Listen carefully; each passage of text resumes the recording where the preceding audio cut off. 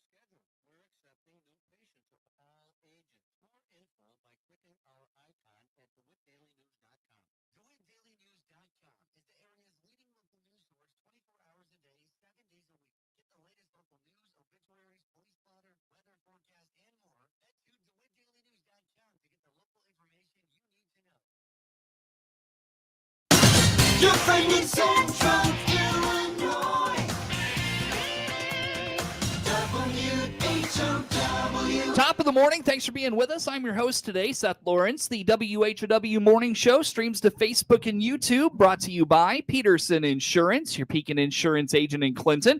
My guest in studio today, Mr. Adam Ibbotson, is the superintendent of Maroa-Forsyth Schools. Good to see you, Mr. Ibbotson. How you doing? I'm doing great, Seth. Good to be back. Yeah, thanks for coming out and talking with us. School well underway now in Maroa. How's the start of the year gone? We've got off to a really good start. We're kind of settled in here a little bit. It always seems like after Labor Day, things kind of settle in a little bit and everybody gets in a routine. So we're still working towards that direction. But, yeah, we're off to a really good start. You know, it was a busy summer, not just for you, but the district. A lot of things going on around Maroa-Forsyth Schools. What were some of the highlights?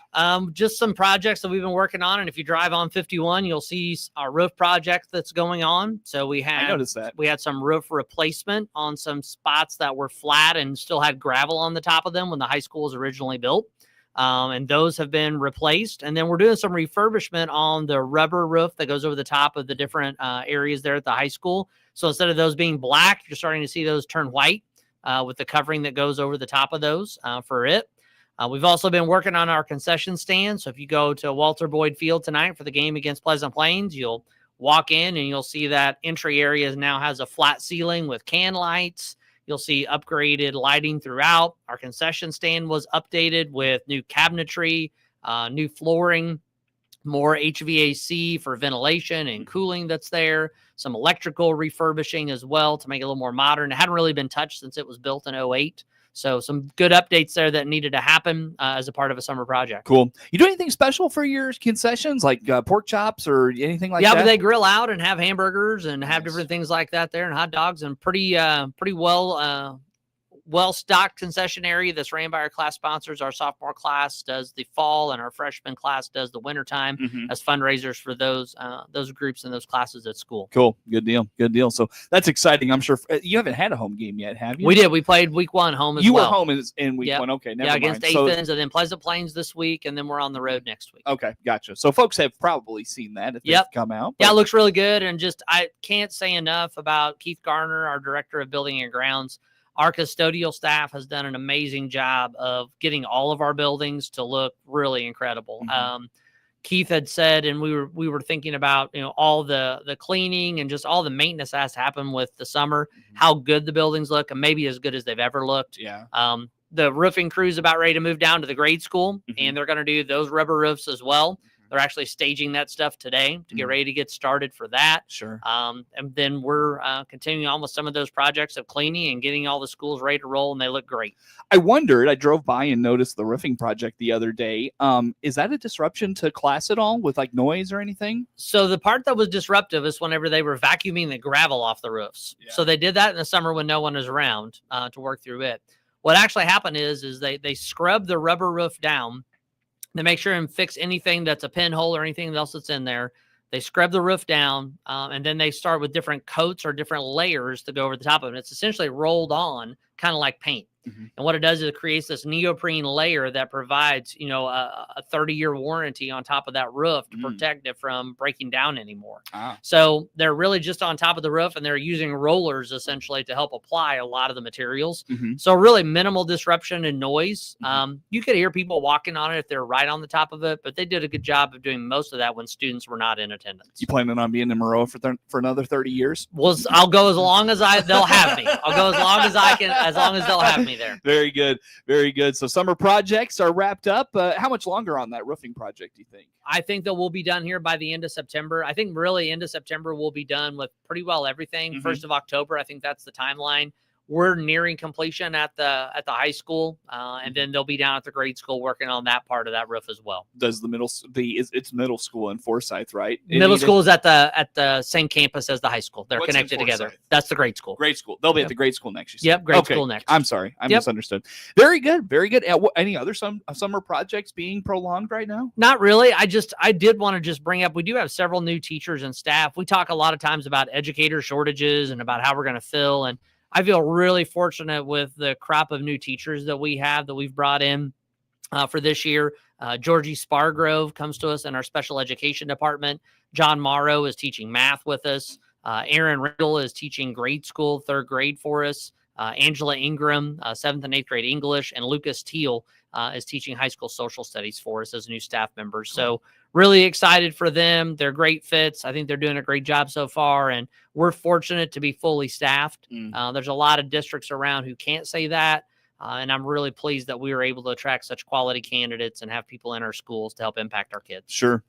But on the staffing side, I know you're struggling with bus drivers. What's going on there? So busing's a different story. Some pretty big changes in our transportation department this summer. We have a new transportation director, Patrick Fott, who was a longtime driver at Clinton. Drove school bus Pat. there. Yep. Yeah. Okay. Pat Fott. He took over August 1 as our transportation director, and he got in the middle of us not having enough drivers. Mhm. So what we ended up having to do is essentially combine some routes together. Mhm.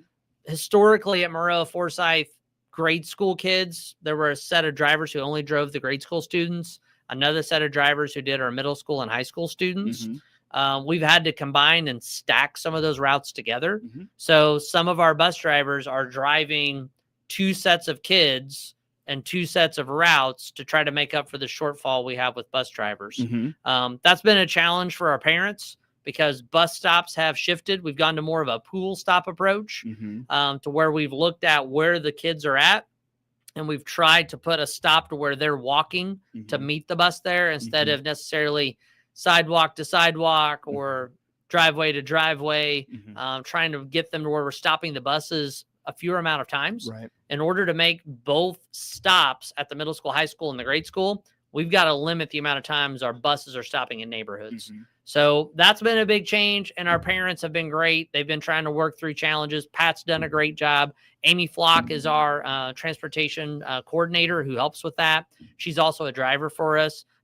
We would have been totally lost this year without her in the change. Mhm. She did a lot of work this summer to help get our routes going and get everything happening. So I appreciate Amy and her work, and we're still looking for drivers. We've got a few people who have signed up to go to training actually this Saturday, tomorrow. So we're hopeful that maybe some more drivers are in that pipeline, but I think all of us around are looking for drivers. Yeah. We're all Yeah. looking for them as a shortage. It's just such a niche kind of job to where you've got to be available early in the morning, got to be available around 2:30. And then you got to find something to do in the middle of the day. So there's kind of a certain group of people that fit that. So Yeah. we are looking for drivers, and but I can't say good enough about Pat and Amy and our drivers and our parents for making a tough situation as good as it could be. Sure. If you get enough drivers, do you foresee just going back to the normal routes the way they were, or how would you handle that? Well, probably if we were able to grab onto other drivers, we would look and evaluate how many of those routes that we truly are stacking, because some of our buses are pretty crowded. So if we're able to do that and try to modify the best we can, we'll take that as it comes. I also feel like down the road, just fiscally for the district, the amount of buses that we're paying for in our bus leases, most districts that are looking at bus leases now or purchasing, costs have gone way up on school buses as of this year. So if we're able to stack and combine some of those routes in the future, that saves us money on the front end of the bus lease. Also saves us some money in terms of personnel, in terms of salary, insurance, and benefits. But we also want to do what's best for kids. We want to do what's best for transportation to get kids safely to and from school. Yeah. So we'll evaluate all of that. But if we weren't able to have qualified drivers, we would look at our situation again and see what would be best. I don't mean to throw a curveball at you. How was first day of school with all this? It was as much as you prepare for the first day of school. It doesn't matter whether I was at Williamsville or I was at Maroa. The first day is always hard. Especially with trying to make sure everybody gets to where they need to be. No students were lost. Everybody made it home. Everybody got to school. We figured it out. but it is always that first day, regardless of how much time and effort you put into it. Mm-hmm. People change locations, people move, people register. We've got new bus stops, made it additionally challenging the first day. Yeah. But like Pat and I spoke this morning early on, it feels like we're settling in a little bit to some of our routine. But yeah, the first day is always tough, and maybe just especially a little more tough this year. I always give those guys some grace because, we've had 2 incidents of first day of school. My oldest first day of school, she was supposed to ride the bus to the babysitter's house. She got on the wrong bus. She was like left on the bus when it went back to the garage, and they had to call, had to figure out, okay, who's this? Who, what's her contact? And so it worked out. I was never worried about it, but it worked out. And then a first day of school a few years ago, my youngest was new to the middle school here, and the elementary school here, and she thought she was supposed to be a bus rider. She got in the wrong line. She got in the wrong bus rider line, ended up on the bus, and she was getting carried around, and they had to stop and bring her back. It was a whole thing, but I never worried. I know your folks, Clinton's folks, everybody takes care of the kids. And it is a special person to help run that elementary school office, and Marcia Stelsreedy and Angela Crow. They are our 2 administrative assistants down there. This is Marcia's last year. She's retiring after this year. I think she knows where every person lives in Maroa-Forsyth and knows most of all the locations. And there's a lot of connections and a lot of things that have to get right to get the little people where they need to be. And they do a great job down there. And you need people like that. We got to. We have to. You have to have people like that. Yep, or else the school doesn't run. So God bless Marcia and Angela for all they do. And I'll tell you what, for all the slow times, I'm sure there's not many, but for the slow times in that office, you just think back to first day of school and it's like, this is why I get paid the big bucks, right? Yeah, so, for sure. Yeah, very good. Very good. Well, Mr. Ibbotson, let's take a break here, sir. Come back with some more. How do folks follow along with your district, everything going on? Maroa-Forsyth Schools, mfschools.net on the website, and also follow us on Facebook at Maroa-Forsyth Schools. That is Mr. Adam Ibbotson, Superintendent of Maroa-Forsyth Schools, my guest in studio. More to come with him on the morning show.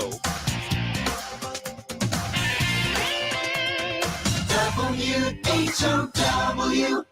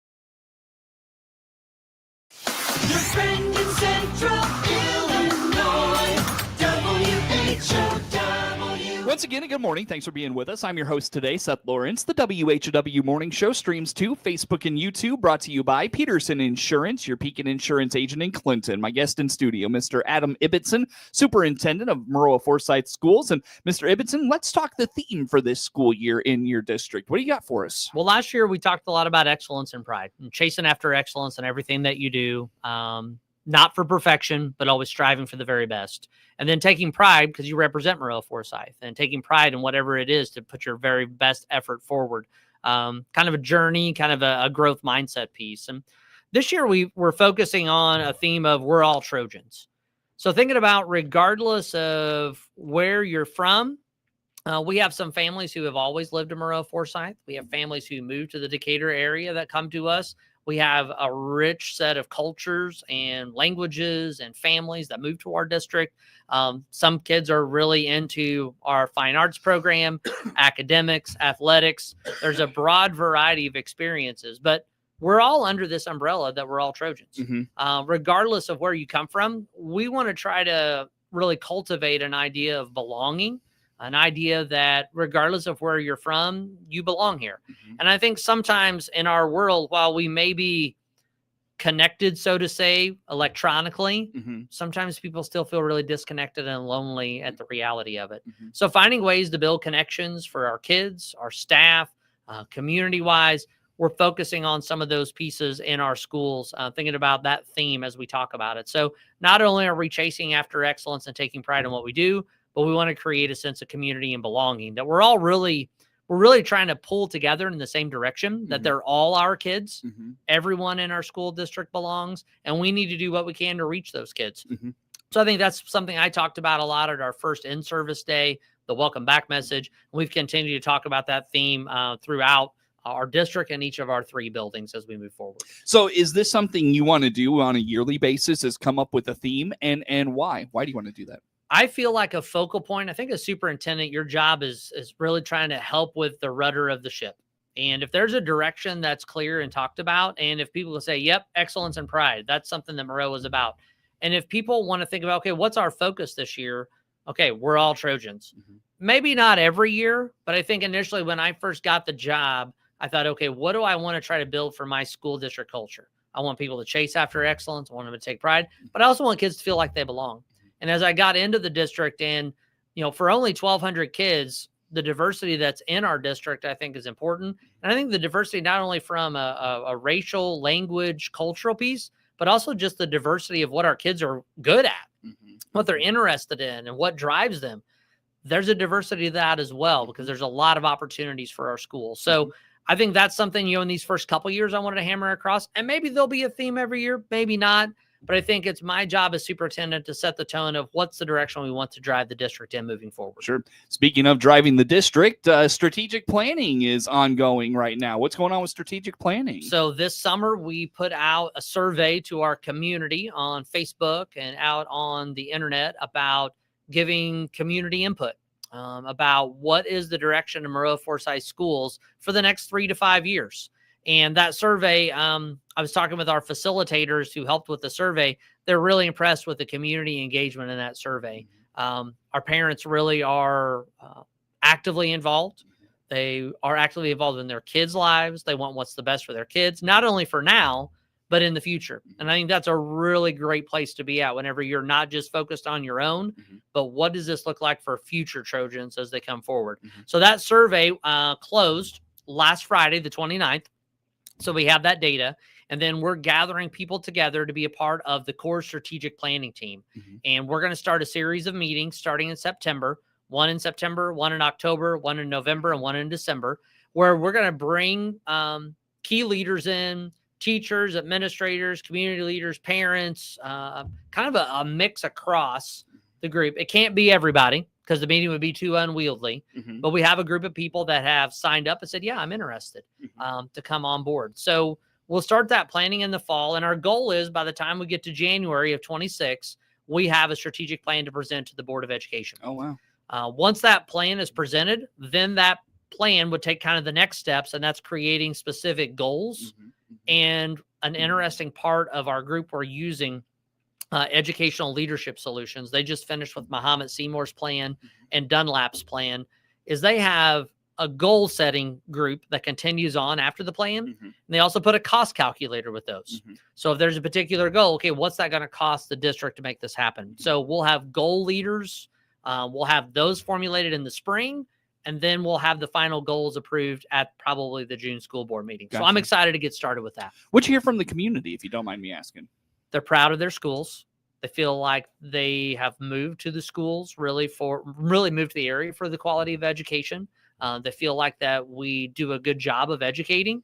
I haven't dug into all of the data yet. I've just seen parts of it. I'm actually on a call with that group today at 1:00 to talk more about the results, but they'll share all the results whenever we get to that community planning meeting when we get together in September. I think there are pieces where people are concerned about school safety. I think they're about social emotional learning, about what does that look like. Transportation came up, I think probably because of our busing situation a little bit. Curricular offerings, what is school going to look like in the future? Technology came up in some of those surveys. Facility-wise, we're in a really good spot. I would put our facilities up against anybody's. But just what does this look like expansion for future growth? I think those are all areas that you'll see kind of flesh out within some of the data. But people are proud of their schools, and they want what's best for now and in the future. Sure, very good, very good. Well, Mr. Ibbotson, to wrap up that conversation, anything else on your mind this morning as we continue on? So we're moving to our school board meeting on Tuesday night. That's our budget hearing. We'll approve the budget that night. How's the budget looking? So essentially, we're predicting a positive balance in the operating funds, but a little bit tighter margins than in years past. Really, it comes down to the state of Illinois with the categorical payments. So transportation for regular student transportation, special education transportation, those are starting to be prorated, meaning they're not being funded at their full amount. Oh, really? So while the evidence-based funding formula is being fully funded, from the state, which that is such a huge thing for our state of Illinois to create a stable mechanism for funding. Then we have local property taxes as a funding mechanism. Then we have some of these categorical payments that come from the state. So our transportation fund and thinking about that is a little lower than what we've been to because there's less of a state reimbursement coming that way. Wow. I think that'll be a talking point that comes in the fall session and moving into the next budget session.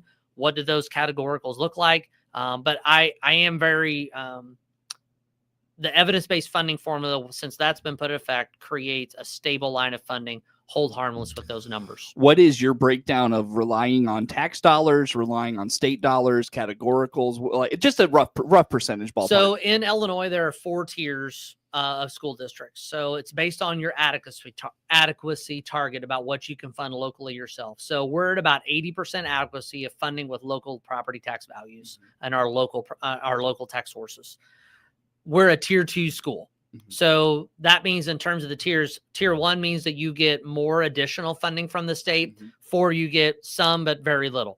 So for us, we're in tier 2 for our terms of our funding mechanism. Again, that's kind of based on what we can do adequacy wise, our student populations, demographics, free and reduced lunches, and what that looks like. So most of our funding source is coming from local tax dollars. We do rely on the state for that evidence-based funding minimum that gets set. They fund schools with that number, and then the additional money that's left gets split between those 4 tiers. The tier 1s get a lion's share of that, then it filters out to all the different 4 tiers. Gotcha. That makes sense. Well, Mr. Ibbotson, I got to let you go for the morning. Unfortunately, it's always good to have you in the studio. What's the best way for folks to learn about all things Maroa-Forsyth Schools? Follow us on Facebook at Maroa-Forsyth Schools and mfschools.net. That'll be the latest information. That is Mr. Adam Ibbotson, Superintendent of Maroa-Forsyth Schools, my guest in studio this morning. Network News on the way. WHOW.